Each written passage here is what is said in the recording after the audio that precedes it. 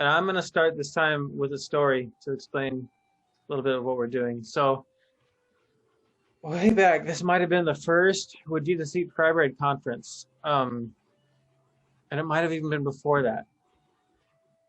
But we invited a Navajo guy named Tony Begay to come and lead a seminar for us at a conference in a seminar like this.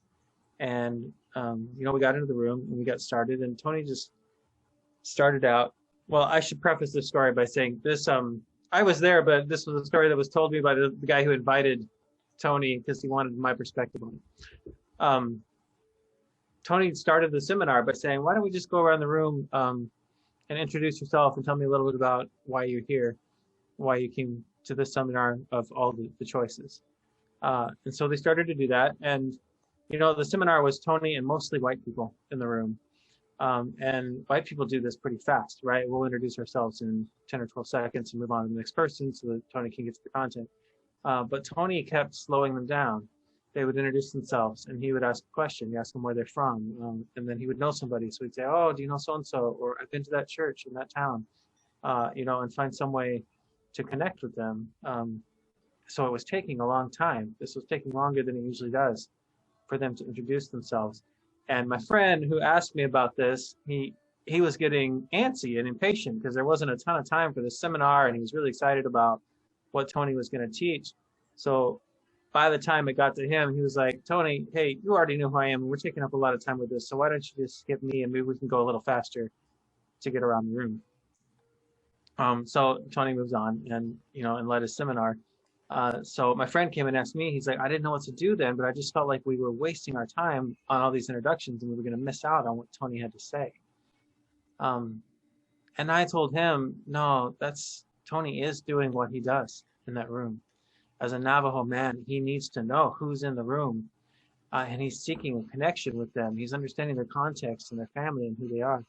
And until he does that, until he has a sense of who he's in the room, he doesn't know what he's going to teach yet. He's getting a sense of who they are and what what God is putting on his heart to teach this group of people. And if that takes the whole seminar, then that's what the seminar is, because that's a native perspective, to get to know the people in the room and then let that determine what the content of the teaching or the word that he has to speak is. So I introduced that because I want us to go around and take a little bit more time. Introduce yourself. Tell us where you're from. Tell us a little bit about your family, and tell us what you're bringing into this seminar, and what brought you into this room. So because we're on Zoom and we can't really sit in a circle, I'm going to call on people, and I'm just going to go around the circle. Let's see, that's clockwise, so that's Navajo way. Counterclockwise is Cherokee way. So Navajo way. So we'll start with John and Rachel. You can go first. Okay. Hello, everyone. I'm John. This is Rachel, if that was not obvious already. Rachel, you want me to go first? So, okay, cool. Yeah, we are, well, I'll just start with me. I am from Phoenix, Arizona. I was born in Phoenix, Arizona, but my parents were missionaries, church planters. So I lived in Turkey for 4 or 5 years in my childhood, Antalya, Turkey, on the coast. And yeah, my grandparents on my mom's side met in med school on the East Coast, and moved to Phoenix. My grandfather became a doctor in the Air Force. My grandmother was a nurse. And my dad's parents were in Canada, Scottish heritage, but immigrated to Canada at some point. I don't know how many generations back, and then immigrated to the US. My dad immigrated when he was 6. Still doesn't have his citizenship. He has a green card still, permanent residency. And yeah, my parents met when they were high school-ish at church in Phoenix, and then eventually went to Bible college and got into overseas missions. Yeah, did ministry in Turkey for 12 years. Other than Turkey, I grew up in Phoenix mostly. Went to college at Northern Arizona University, which is where I met Rachel. We got involved in InterVarsity Christian Fellowship there. Rachel brought me on my first justice program, though they were called urban programs back then, and just saw a more full picture of the kingdom of God than I've ever seen before, of, you know, living life among neighbors and just trying to pursue kingdom values with actions and with learning, engaging with poverty, engaging with systems, volunteer work. And I was like, sign me up, I'm in. This is what I want to do with the rest of my life. That's why I came on InterVarsity staff. And that's what's led me to being here today. Great. My name is Rachel Grant. My maiden name is Rachel Rollestad, so super Norwegian last name that I was really hard to spell over the phone, so I don't miss having to do that now that my last name is Grant. But I kind of moved around a bunch as a kid. I was born in Colorado and then spent kind of elementary school in the Midwest. So I've lived in a tiny town in Iowa and a suburb of Cincinnati, Ohio, and a Chicago commuter neighborhood in Indiana. But when I was in middle school, my family moved to Phoenix, Arizona. So most of my family is in the Phoenix area still. I went to college at Northern Arizona University as well in Flagstaff, and was part of InterVarsity there.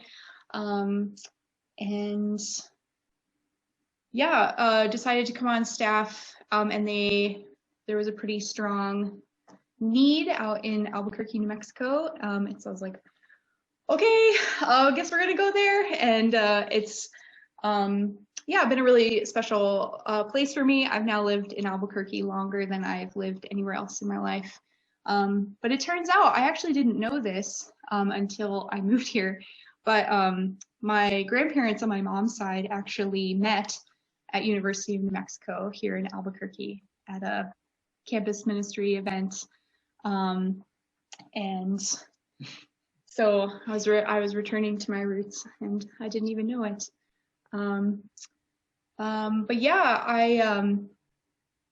I don't know if any of you have met or had any connection with Heather Jim, who's now on InterVarsity staff, or Preston Jones, but they were students when I came in and started working with the InterVarsity chapter at UNM, and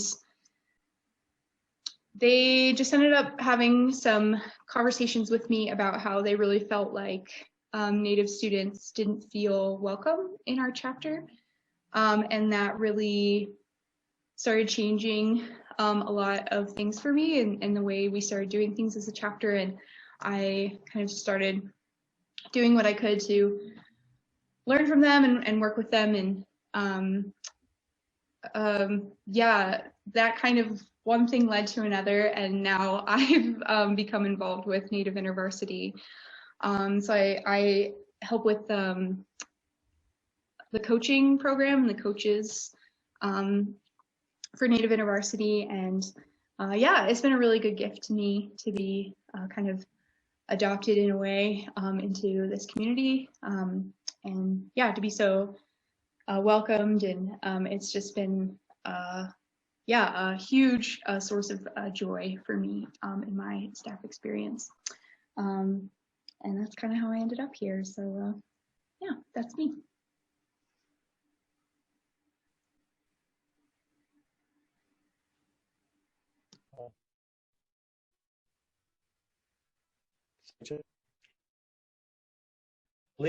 Master's of Divinity at Boston University. So I'm not on staff with anybody. I came to this through going to the gathering on Wednesday nights. I thought the seminar was interesting because I was very much raised in the city with Native dad, white mom, and in many ways, if I were to like quote unquote like do Native ministry, at least perception wise, I'd be there at least initially as a white guy, and I thought my perspective sort of in the middle. I'm not sure exactly what the seminar is going to entail, but in some ways it's my perspective and in some way it's not. I'm not exactly sure what the seminar is going to entail either. You're welcome here. Jill Foster, will you go next?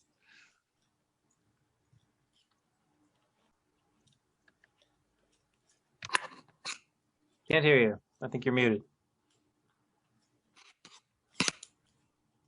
Hi, glad to be here.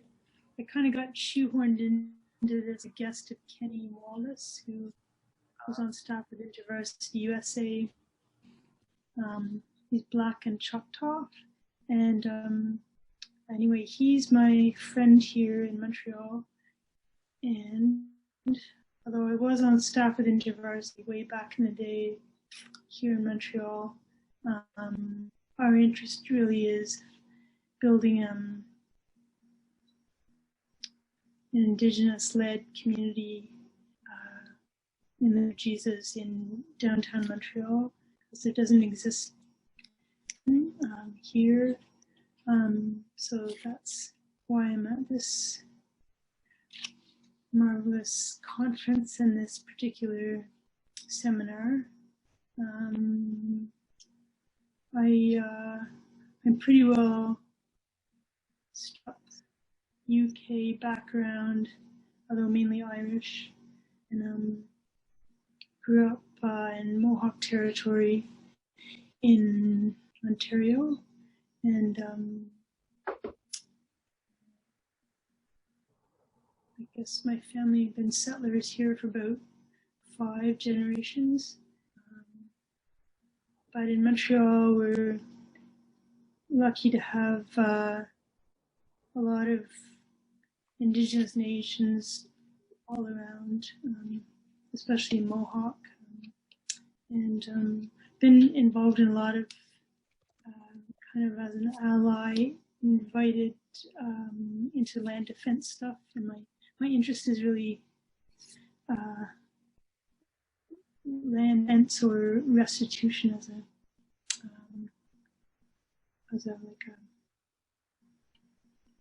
white Christian Presbyterian who are really involved in designing colonialist architecture, especially the residential schools here. Yeah, so, and although Kenny and I feel led to sort of try to start something which we were also thinking of calling The Gathering, strangely enough. I guess not strangely enough. I feel very uneasy about that as a white person, and I've like really put it off for a really long time because I just feel like it's not the time for white people to be doing ministry, any kind of leadership ministry in Indigenous communities or with Indigenous communities. So land defense was another thing because we were invited there as part of Christian peacemaker teams, but in terms of like straight up Christian ministry. Anyway, so it'd be really helpful to hear, yeah, what people's experiences and what some wisdom on this. So. Welcome. Glad you can be here with us. Luri, will you go next?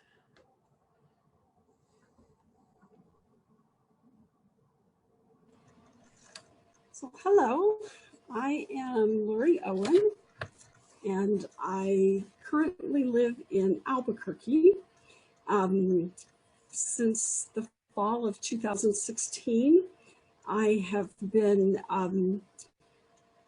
part of the faculty at Southwestern Indian Polytechnic Institute.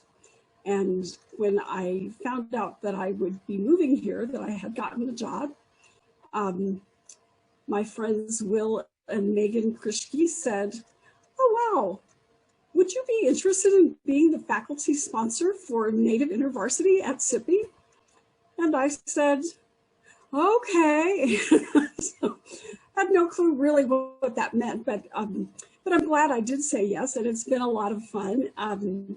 I grew up, insofar as I grew up at all, in Southwest Colorado and then in the Panhandle of Texas, which is where my father still lives. And once I graduated from high school and went on to college, I have lived in, I don't even know how many places. I mean, it would take a while to stop and count, but most recently, again, in Southwest Colorado, where I knew Will and Megan, and still know them now that they're in Oklahoma. But anyway, so Neither of us are, I'm sorry? neither of us are in Durango anymore. Yeah. So I don't know what else I should say, except that being here at SIPI and getting to know the students that are now my students has been, it's been wonderful, but it's also been eye-opening. And I've learned a lot, not just from my own personal experiences, but also in the various readings and other experiences that I've had just as being part of the SIPI community. And I was thinking this afternoon, as I was listening to the lecture, the lecture and the discussions about the elders, that I wish this conference had been 3 weeks ago, because I still need it, but my students were doing a project that revolved around elders, and they had an assignment to interview elders. And what made me very sad was that many of them didn't know elders that they could talk to. And so the needs are great, as we know. But I also think that the needs are sometimes different from what we perceive they might be, or what we would think that they are, just from what we already know. So I'm eager to hear what we hear in this seminar too, but we need to know a lot. So thanks. I'm glad you're here. It's fun to have you at this conference. Mariah, will you go next? Yeah, can I just start off by asking, Liam, are you knitting? Did I correctly? Yes, I'm crocheting. Okay. I was just thinking how cool that was, Liam. So I'm glad you asked that, Mariah. I was like, too. Yes, because like I feel like I just like doing things and I can listen just as well, but I was nervous that it would look weird. And I'm like, somebody else is doing stuff with yarn. Anyway, hi, I'm Mariah Webster. I'm in Stevens Point, Wisconsin, which is like smack dab in the middle of Wisconsin. Right now I'm at UW Stevens Point. I'm a freshman this year. An English education major. I want to be a middle school English teacher. And I am at WJEF overall because my dad is involved with Native IV, Tim Webster. Some of you guys might know him. And he has a lot to do with this conference and putting it together. And so he was really excited and he wanted me and the other kids to all come. But also, he's technically of the Oneida Nation tribe. But I'm only an 8th, so I don't really count as actually Oneida for basically any reason. Like, I didn't grow up on the reservation. I grew up in Appleton, Wisconsin, in the middle of a city. Like, I wasn't ever Appleton, really... Wisconsin. Yeah. That's where Tim Webster is from. Do you know Tim? He's my dad. Oh, here's your dad. I'm sorry. I'm paying attention to that. I'm embarrassed. You're good. You're good.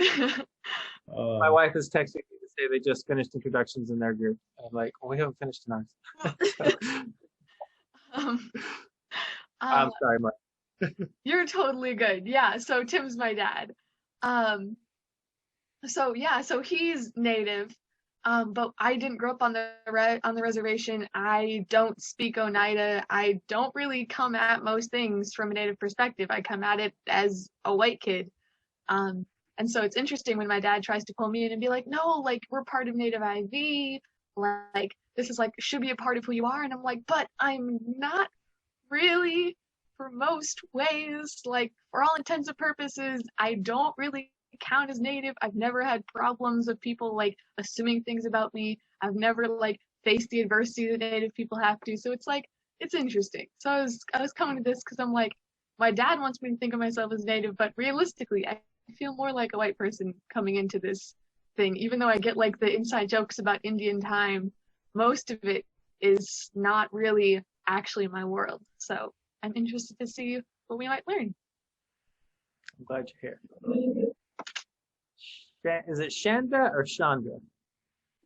Chandra. Will you introduce yourself next? I'm Chandra Galloway. I am a tribal member, biracial, but I've been raised in the majority culture most of my life. Was raised on a reservation, but I'm on staff with Crew. Mike Kelly's wife actually discipled me, Mike and Kelly, at Montana State when I first got involved in Crew. So we go back a long ways, and I'm mainly here because Mike's here now. But I'm really just stepping into nations, and I've lived overseas with Crew, and now I'm stepping back into really bringing all of who I am and how God knit me together. And part of that is really reclaiming my Indigenous heritage. But I also feel a lot of shame about the history, and I'm on a journey to kind of feel, kind of bring that together as I talk to my family and step back on Pine Ridge Reservation. I'm Lakota. I'm Ogallala Lakota. So, I feel like I can go. Mariah, you're actually like a third culture kid like me. And we're in a very unique space where we can go either way. And we have, it can be confusing. So I'm with you. And although I definitely have brown skin, so I have definitely always been like, what's your racial background or whatever. So anyway, but most people think I'm Italian because we lived overseas with a Crew in Italy for 12 years. So people don't tag me for Native American, but I'm so glad you guys are doing this seminar. I'm so glad to learn and just see how and really feel the pain of what it is to be both. You said you're Oglala Lakota. Do you know what band? Yeah. No. I could ask my dad. My dad's still on the reservation. I have a lot of relatives and stuff, but I'm not sure. Which reservation is on? Pine Ridge. On Pine Ridge. Okay. Yeah. I want you to meet Cortland. He's Chicago Yate, but they're from Rosebud. So. Oh yeah, my mom grew up there. I'm like from there, but moved when I was really young. So we still go back. It'll be great. I'd love any connections you have. So. Yeah. He's part of the conference, though it's hard to connect people via Zoom. But yeah. Let's see, Ryan. Will you introduce yourself next? Sure. I'm Ryan Giesbrecht. I live on the unceded traditional territory of the Musqueam, Tsleil-Waututh, and Squamish peoples on the west coast of Canada, known as Vancouver. And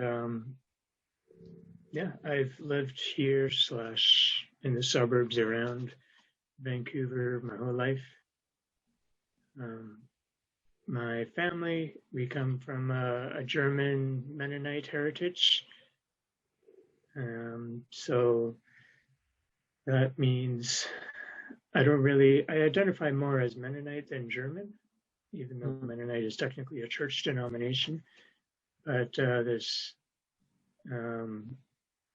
my ancestors have kind of migrated from Germany to Poland to Ukraine to Russia to Canada, then down to Paraguay, and then back to Canada. It's kind of my ancestral route in the last 500 years. So we picked up a little bit of culture in each of those places along the way. So my dad grew up until he was 12 in Paraguay. So, but he was in a Mennonite colony, so he doesn't have much. He didn't learn any Spanish or really pick up any Paraguayan culture, other than a couple little things like mate tea or maybe a couple food type things. But yeah. where I am now in Vancouver, I'm working for a small little organization called Servant Partners. Yeah, I think they have some loose connections with InterVarsity, but most people haven't heard of them. Anyway, yeah, so work for Servant Partners in Vancouver here in the inner city neighborhood, one of the poorest neighborhoods in Canada. And yeah, so I'm here at this conference in general, and then also at this seminar in particular, hoping to learn a lot about working with Indigenous peoples. In the neighborhood where I'm at in Vancouver, there are a lot of Indigenous people here, and there's quite a lot of activism in this neighborhood, quite a lot of what we in Canada call residential schools, the same as like boarding schools in the US. So a lot of residential school survivors that I've come to know. And so there's a lot of hurt on the Indigenous peoples from the white church. And yeah, so I've been fortunate to build a number of relationships, and they're helping me kind of figure out how to do ministry here. But I'm also interested to learn more from this conference. And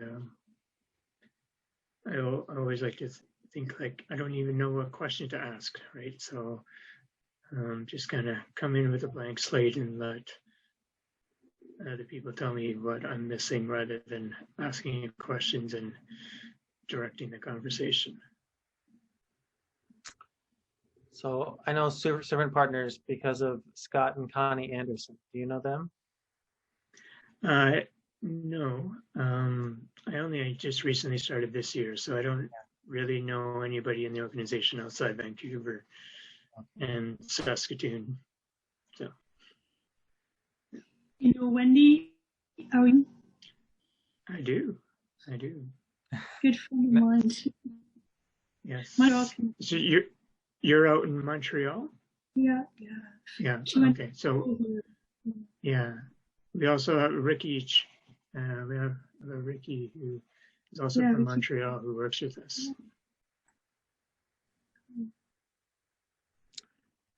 Aaron, will you introduce yourself?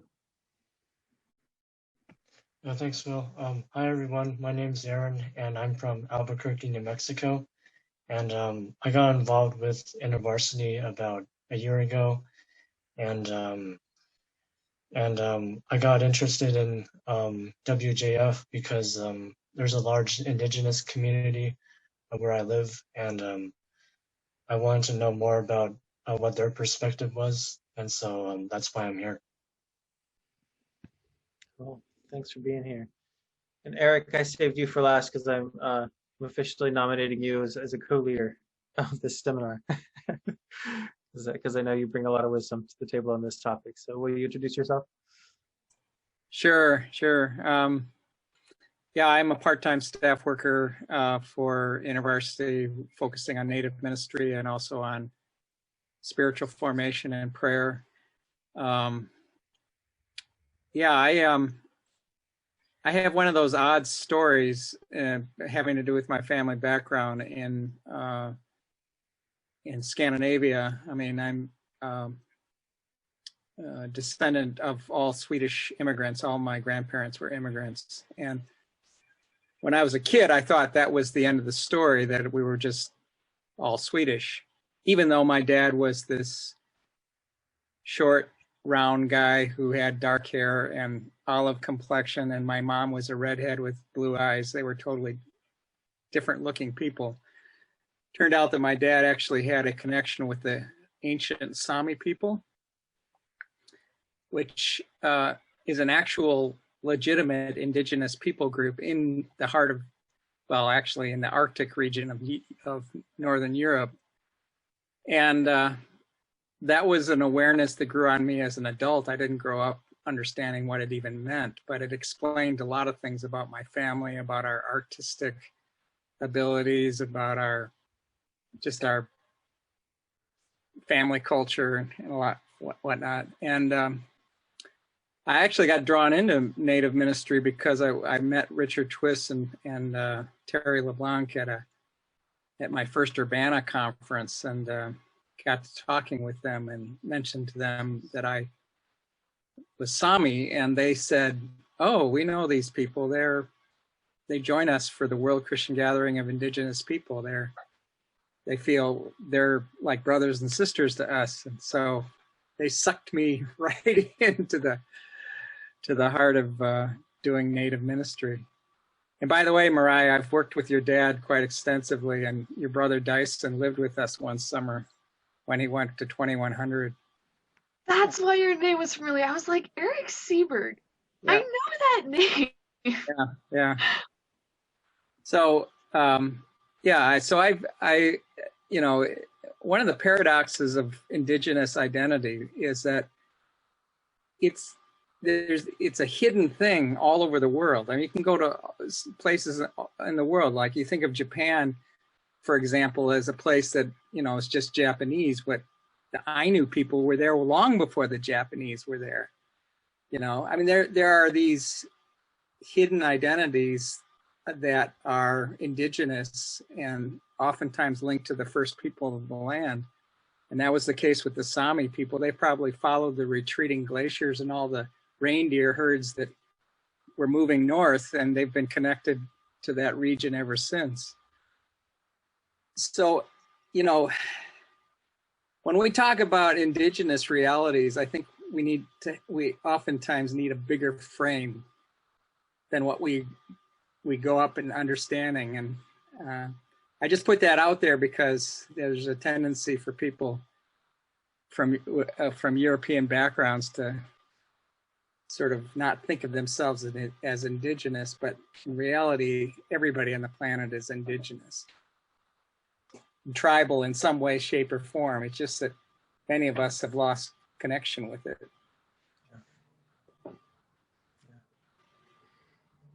Thanks, anyway, Eric. That's my story. Appreciate you being here. You were with us this morning too, weren't you? Yeah. It was great. I'm going to introduce myself, and then Mike, why don't you lead us off with some stories about Native ministry and what we've learned along the way, okay? So I'm Will Krischke. My family is also, one side of my family is from, well, from Scandinavia, and the other side of my family is from an area called Silesia that's kind of between German and Czech Republic and Poland, depending on which war and which map you look at. So European roots. I'm married to Megan, who you've probably seen on this call. She's the National Director of Native Ministry. We've been working with Native students for 14 years. Until this summer, we were at Fort Lewis College in Durango, Colorado, which is where we met Larry. We went to the same church in Durango. And what else should I say? We've learned a lot along the way about Native students, and made a lot of mistakes, corrected a lot of assumptions, learned a lot from folks like Randy Woodley and Richard Twiss and Ray Aldred. And so I think my hope here is to bring some of the things that we've learned to help us grow in understanding and how to connect with Native students. So.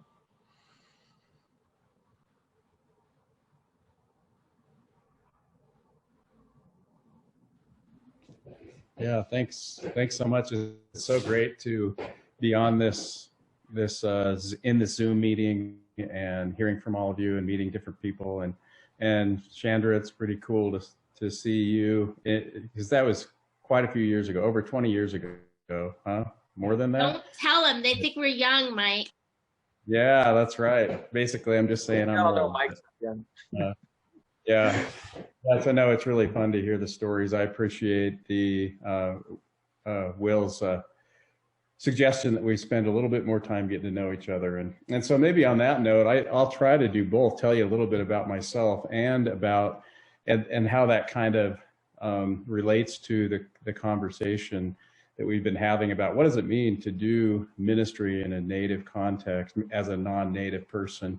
And for me, my background goes to, I grew up most of my years, well, I've always lived in the kind of the Rocky Mountain region, born in Denver, lived in Cheyenne, Wyoming for a while, moved to Salt Lake City in my like 5th grade through my college years. So those were my kind of my formative years living in Salt Lake City. And in a nutshell, my basic focus in life became basically how to have a good time, pleasure, recreational lifestyle, living, you know, the ski resort and living in the mountains, and just kind of, in a sense, I've come to learn that, hey, these aren't bad things, but it was in a sense kind of exploiting creation for my own selfish gain.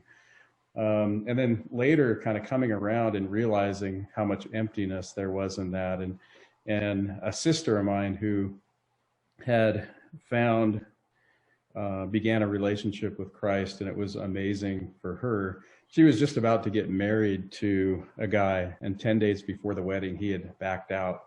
She was devastated. My next door neighbor, who was a follower of Christ, had been praying for our family and was there for my sister to reach out to her and help her find that it was in a relationship with Christ, it was her true love was found, and that he would never leave her or forsake her.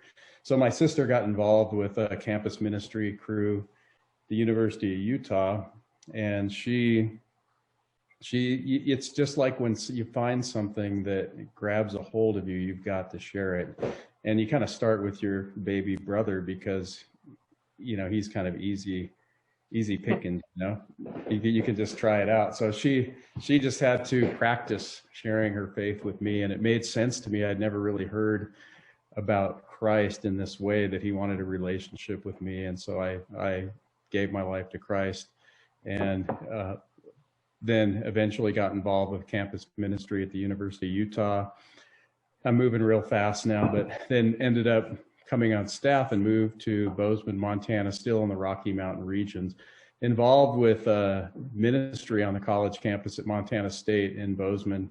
And it was great there. I met Chandra there and her husband, Sean, and we were just all about loving on college students and giving them an opportunity to know Jesus and walk with him, and learned a ton from that. Well, I ended up years into it, like I want to say 15 years into that experience, was an opportunity to kind of start campus ministries around the state of Montana. And so I thought, hey, I need a challenge. This is a great opportunity. I'm going to travel the state and try to start college campuses, campus ministries on the few college campuses that we had. So I got this job. It was called being a catalytic director for campus ministry, which was basically going to college campuses that didn't have ministries, connecting with churches, people in the community, and students who wanted to start something, and then just kind of using my training to get a campus ministry going. And so on my list of college campuses, out of the 20 plus campuses, there were 7 campuses that kind of caught my eye. One was like Blackfeet Community College, Salish Kootenai Community College, Little Bighorn College. And I'm like, what is this about?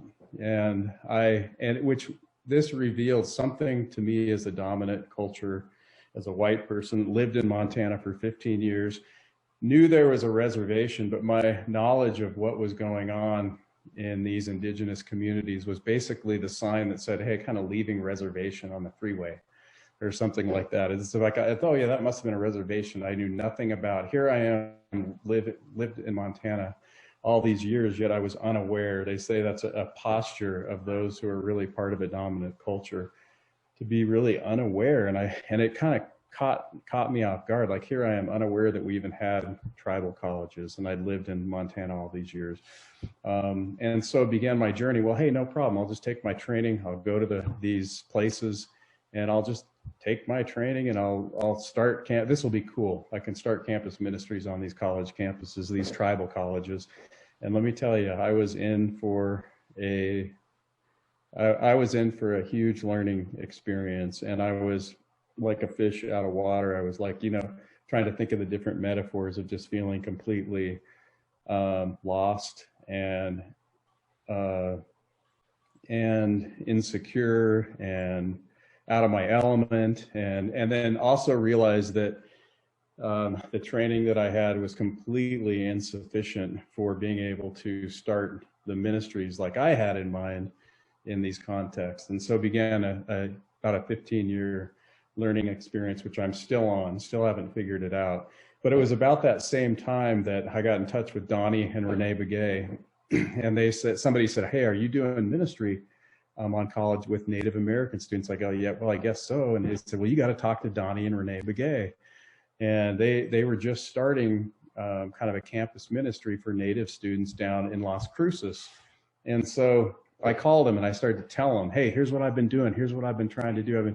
And they started to tell me their vision of what God was doing in their life, and how God had given Renee a vision of seeing every tribe, every tongue, every nation, in the sense of her vision was that they were regalia, and they were praising Jesus in the context of like Revelation 7 and Revelation 5. And she just shares this elaborate vision that she had to see not only all the people of the world, but every tribe and tongue and nation, including the indigenous nations of North America, including her tribe, and including college students. And Donnie and her talked about it, saying, hey, we got to call it nations. So they told me this, and I started to tell them what I was doing. And Donnie would just say, you didn't do that, did you? And I'm just like, yeah. And he goes, well, you got to stop doing that. And then I'd tell him something else, and I maybe trying to impress him, like, hey, here's my angle. And he'd just be like, you didn't do that, did you? Why, and what so much of Native ministry has been for me is unlearning a lot of the training that I've been given, maybe even deconstructing a certain mindset and tactic and template, and to really understand, how to engage and learn about and appreciate these communities. And I'll kind of wrap it up. It seems like a couple takeaways from that have been, one is just to kind of like put away the workbook, put away the training, and then just begin to realize that some things that I've been missing, and I began to realize that in every one of these communities I visited, there was such beauty and such a contribution and a different worldview that was challenging my worldview, but it was also like I was the one being converted, like I was the one being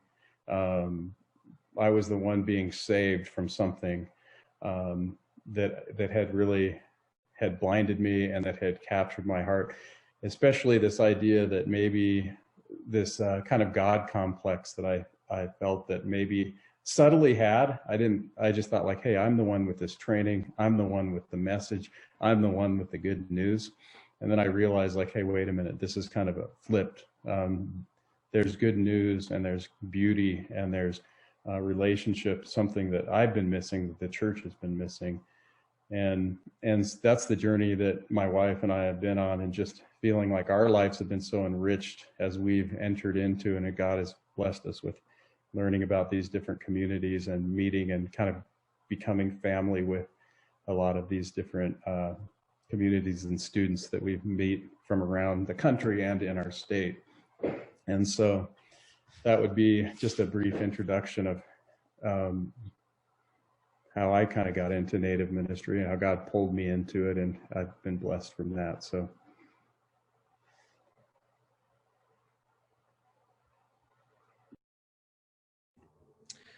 I think that's what Mike brings up is a great place to start, is posture in coming into ministry. And I think Mike and I have both learned that posture really makes a big difference in the way that you come into a community. A Native community is important. And I'd agree, like a lot of the ways that we would do things with non-Native students are not effective and are counterproductive. One of the things that I've learned over the years, most of my experiences with Navajo students, and they're inoculated to short-term missions and anything that's too shiny or packaged. Things that are attractive to a lot of students, maybe especially white students, are big. The Native students are not at all interested. And that's because they are so missionized. The reservation is such a popular location for churches to send short-term mission trips that they've just have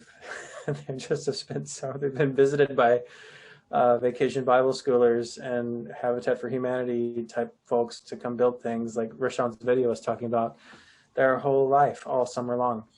In fact, Rashawn told me, I'll share some stories about him.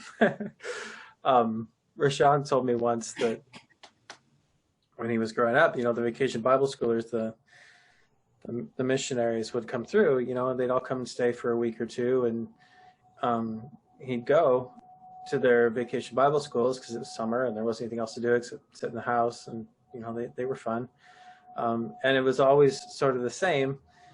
It would be fun, and then right before they left at the end of the week, there'd be the altar call, and the people you've been, the white people you've been spending time with and have become your friends would be really excited for you and eager and urging you to go up and give your life to Jesus. So he would, because you get candy if you did it, and it'd make all these people happy that you wanted to make happy. And then they'd leave, and the next group would come in.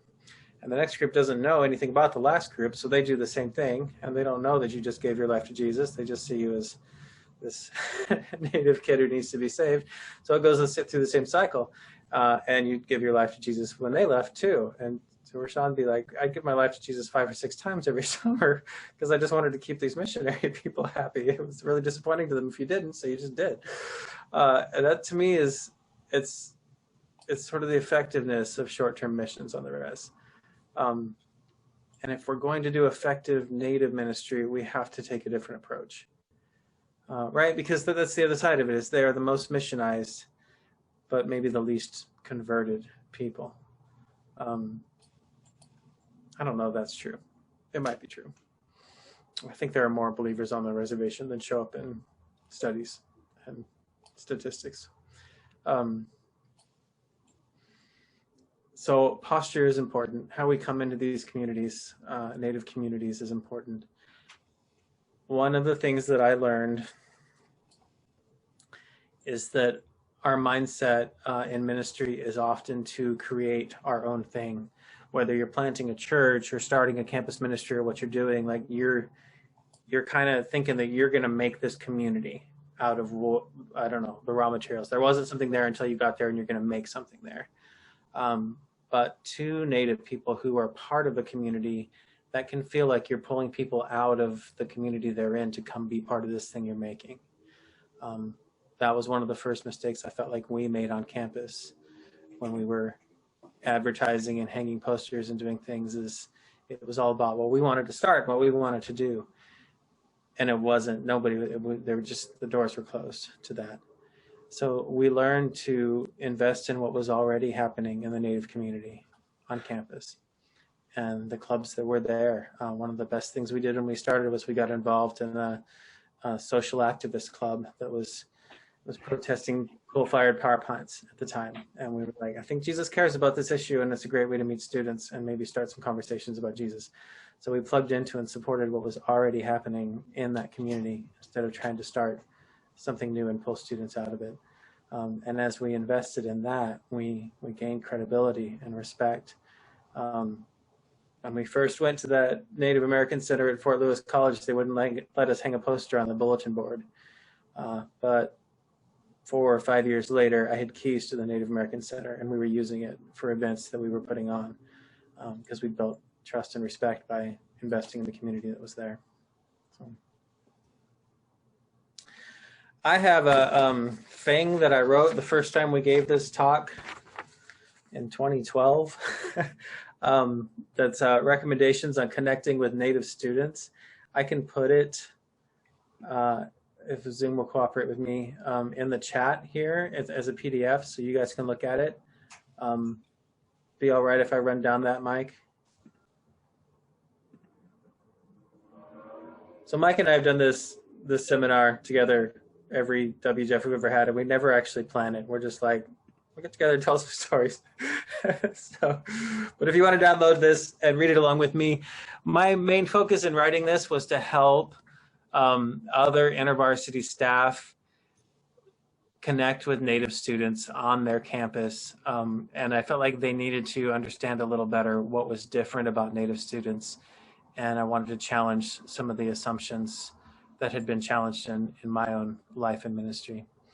So I'm gonna go down this and invite questions or comments, or Mike or Eric to jump in, add anything that you want to add, all right?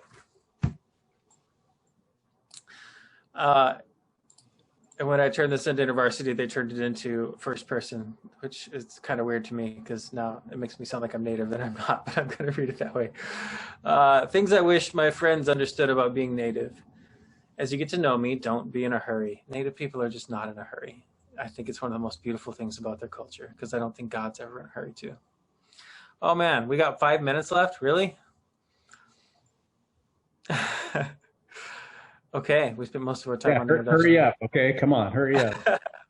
Right after that. That's the way these things always are. Zoom is always so time-oriented. Native people are not time-oriented.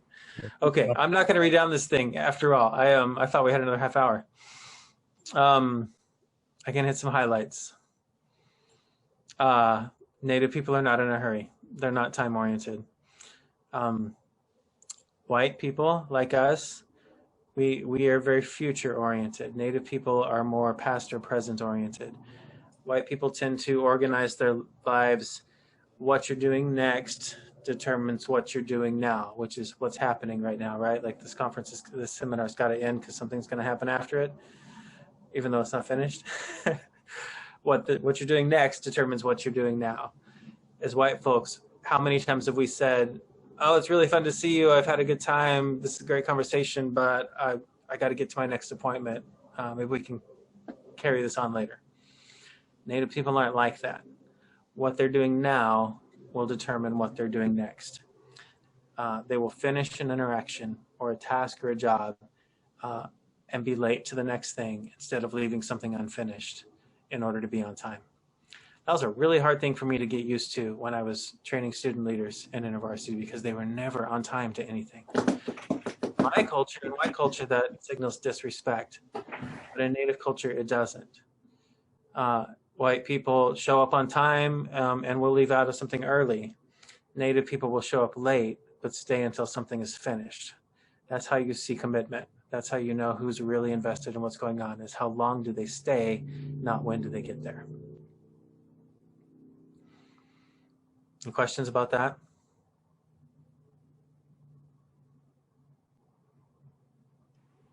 Okay. I have a question about that. Like, I know, we have like different ethnicities even represented in this room. Not all of us identify as white fully. So, like, I don't know, like what if someone was from another ethnicity, not Native, but also not white, like, I don't know, how would they engage with that time, different view of time?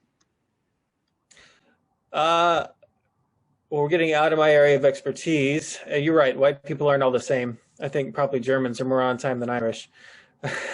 But in my experience, Hawaiian time is Native time times 10. They're not at all interested in things being on time. And I think Latino time is similar, and Black communities are more interested in, or more event oriented than time oriented.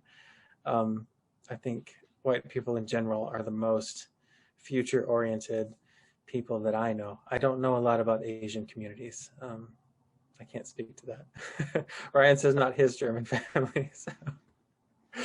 My wife is Chinese, and she's constantly on me for not being rigid enough about time. Yeah. And I don't think there's value attached to it one way or another. It's just different cultural understandings of respect and how time works. Mm-hmm. And I think learning from each other, or learning how to recognize each other. So our time's up, but I'll keep talking if you want to keep listening. I saw you had a question or a statement in your PDF file about apologies. You're saying to not apologize until relationships are built. So I was wondering if maybe you could flesh that out a bit more. Yeah. Mike, do you want to say anything about that? Go ahead. You could take okay. That. There just have been a lot of pretty empty apologies over time. Native people, and I think other people of color, have gotten pretty wary of big shows of apology and reconciliation that don't have any action attached to them to actually make things right. And an apology that doesn't make things right are just empty words. And so until you have a relationship, it's just empty words. It's just what every white person does. They apologize to make themselves feel better. And, and I've seen them. I've seen churches and organizations put on these big shows of apologizing to Native people and bringing in a token Native person to be on stage, and then sort of dusting their hands of it and saying, okay, everything's all fixed, we're reconciled. And the Native people are still sitting there feeling like nothing. You didn't. Oh, so it's just you didn't really do anything except put on a ceremony to show us how woke you are or whatever. And so an apology needs to be tied to right action. It needs to be connected to what are you going to do. This is what I teach my kids, right? You don't just apologize. You say, I'm sorry. How can I make it right? And without that question, without an attempt to right the wrong, to restore the relationship, it doesn't really mean anything. And I think that Native people are pretty sensitive to that. They're pretty used to white people apologizing to them to make the white people feel better. It's not a trust building move. Does that make sense? Yeah, I think so. So there have been times I have even apologized on behalf of white people to Native friends and Native people I work with, but it's a specific instance. It's when I see racism affecting their lives, and I can say, I'm really sorry about this. But I'm really sorry about everything my people have done to your people over the last 500 years. It's just too big to even mean anything. So.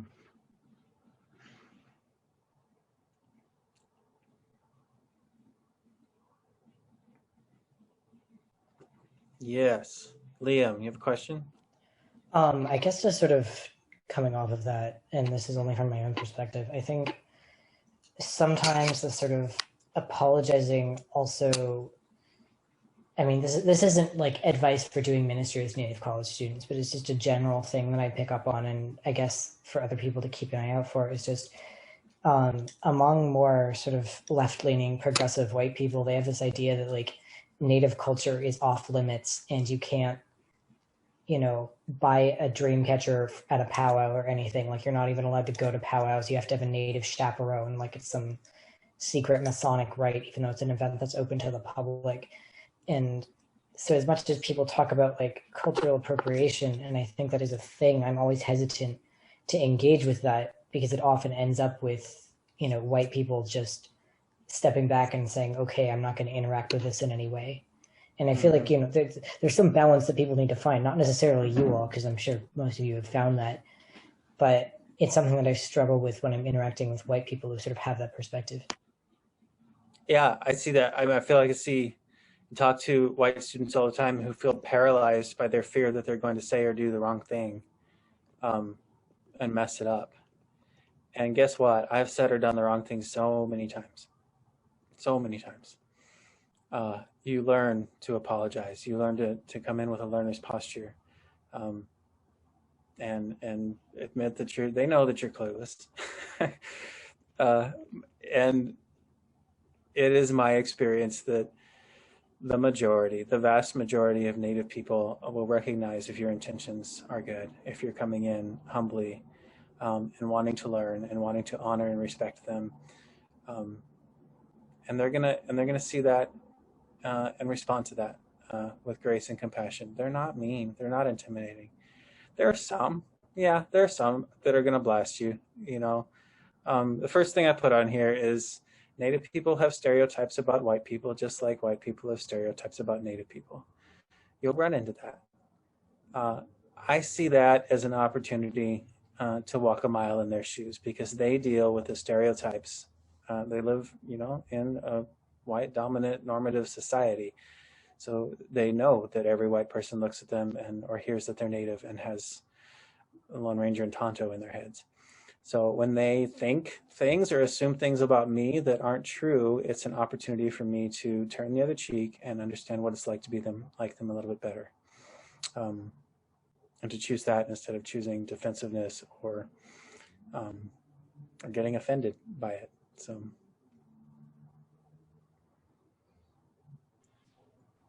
Yeah, I think just a thought I had about, you know, the passage where Jesus says that, or it's a talk about Jesus, like how he came into the world, like he was God, Emmanuel, God with us. He came, I think the message mentioned something about he came into the neighborhood when he came. And I think that's what I found in Native ministry. One is just to be, it's an honor to be in the community of different indigenous communities or Native communities or on the reservation, to be welcomed and to sit with and to have a meal with. And then it changes everything when you're actually there in the midst of a family or an individual, or maybe not even saying much, but just listening and being there. And then conversation eventually comes. It's the time that it takes to build that trust and that relationship that's so important. Like, and I guess I'm saying this in the context of what has been said here with, you know, that sense of trust, that sense of, you know, in social media and in theory, and in, you know, all the cultural wars that are out there, it's like when you're actually with somebody in their community or sitting across from them having a meal, it changes everything. It changes how, you know, the fact that, oh, you want to be here with me, you want to, and then you actually come back. You're not just here for 2 weeks and gone, you actually will stay for the summer, or if you do come for a short amount of time, I know you're going to come back. And so it's that long work, I guess, of just building relationships and building trust that, I don't know if that makes sense. But. Trust is so huge. It really is. Like, that's got to be your metric the whole way, is what can I do to build trust with folks in this community.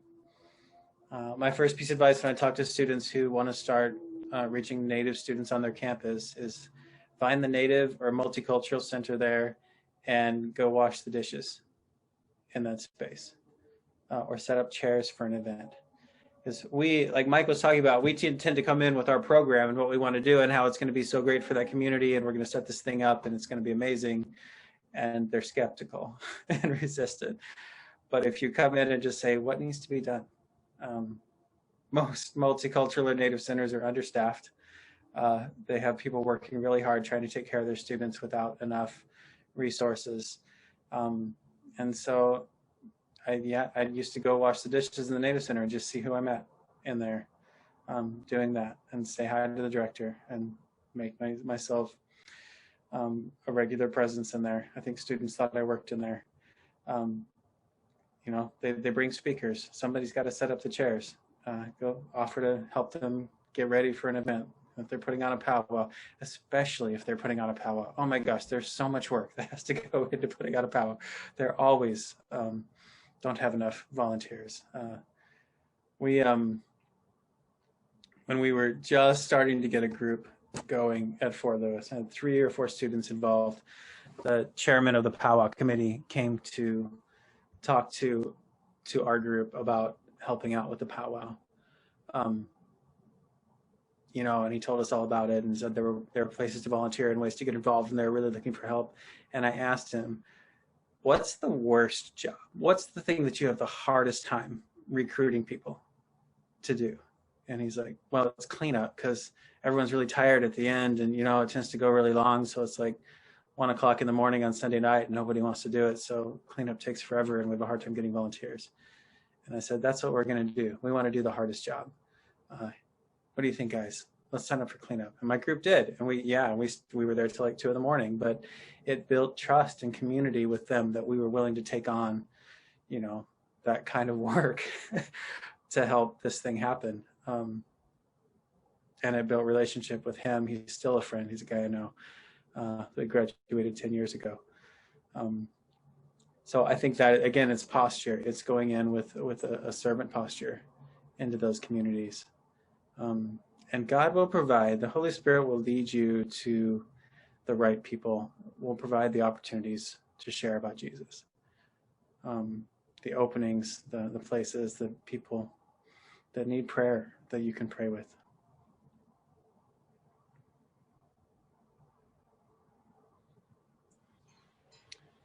Yeah, I totally agree with you, Willie. A lot of it depends on your posture when you enter the land, you know. I mean, I learned from Dr. Sakina years ago to enter it with honor and respect and to bring gifts, you know. Mm-hmm. And so I've learned when, you know, I've been to many reservations in Wisconsin, and oftentimes I go with Sami people who are visiting, and I always bring gifts and I seek out the elders of the community, try to bless them, exchange prayers. I mean, it's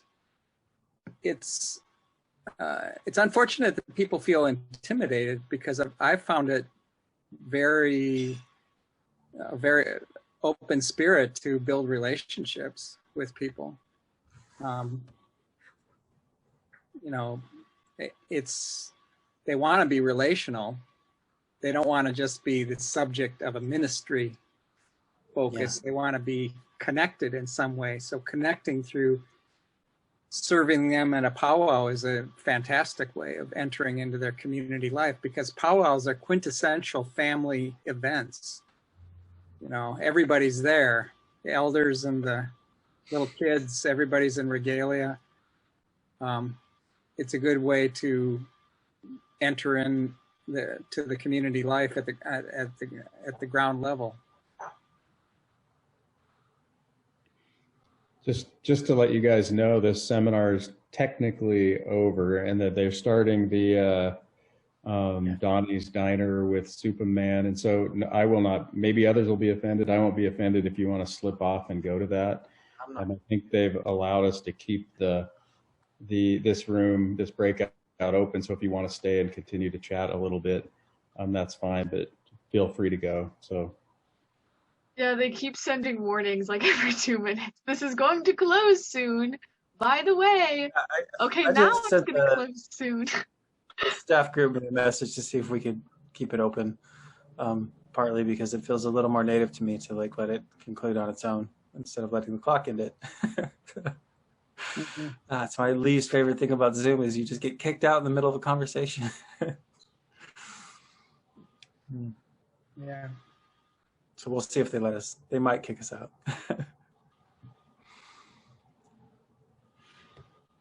Other questions or issues you guys wanted to talk about?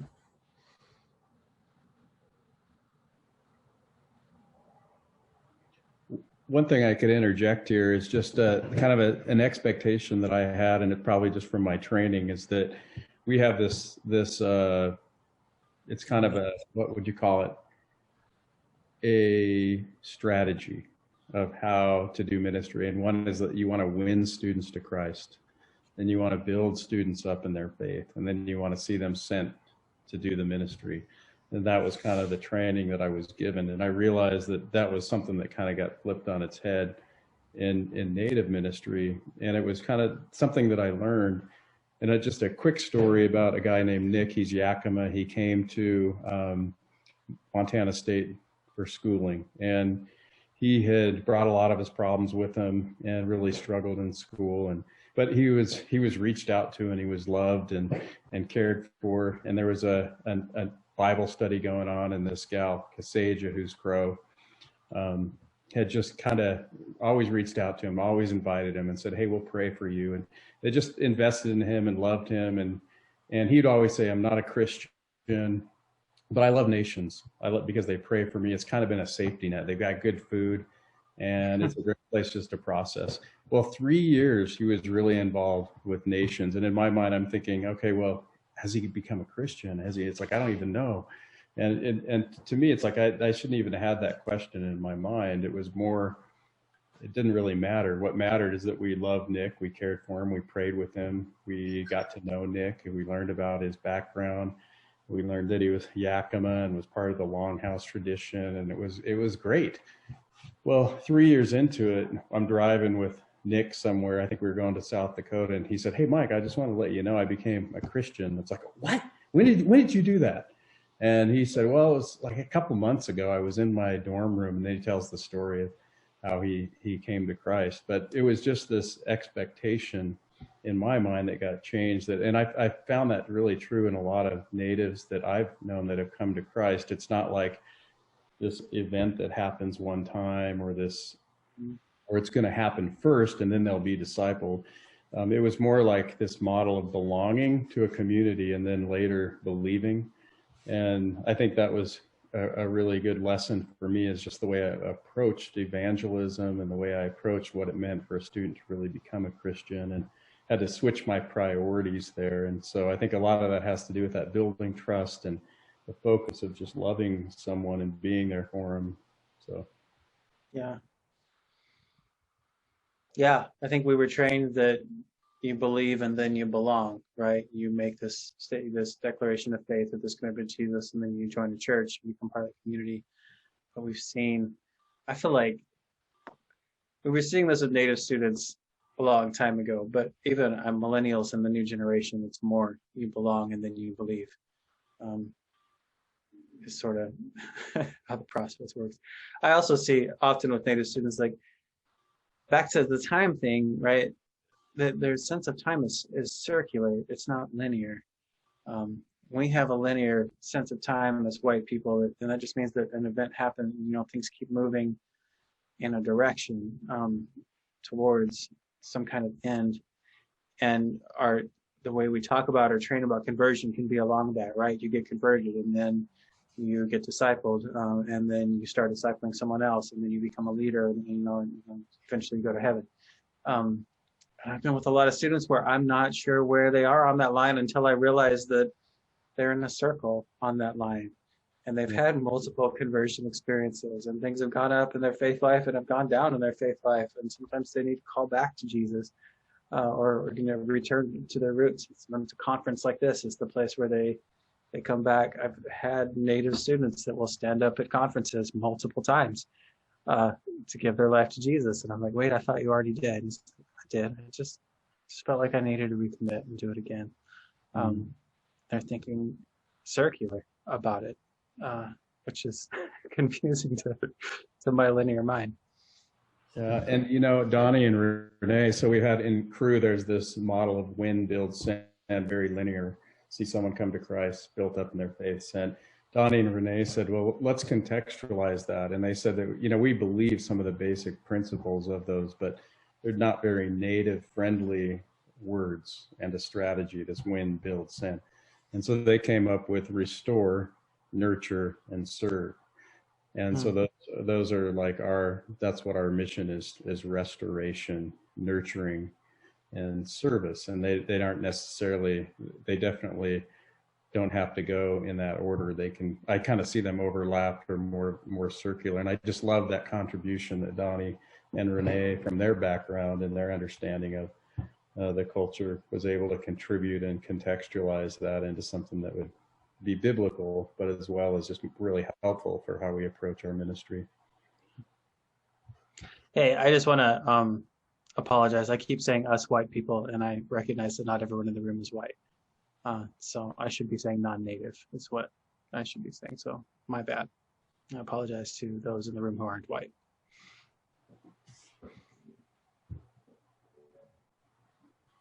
Hey, just so you guys know, sorry to interrupt. We're gonna move you into the main room. You're the last breakout room, and We can wrap up. I think we're about done. Are we about done?